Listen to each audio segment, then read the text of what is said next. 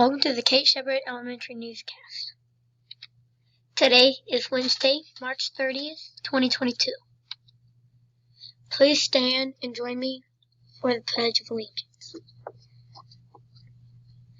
I pledge allegiance to the flag of the United States of America and to the republic for which it stands, one nation, under God, indivisible, for liberty and justice for all. Please remain standing for a moment of silence. You may be seated. Today's announcements: please post attendance. PST, all PST documentation should be current. Cell phones: students should not have cell phones in class. If students bring a cell phone to school, it must remain in backpack powered off.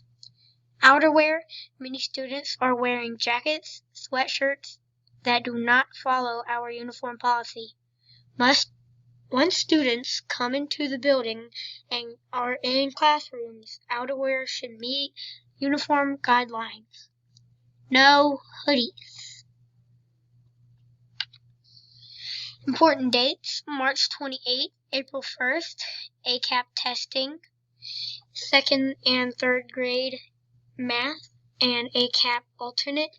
Friday, April 1st, honors walk at 1 p.m.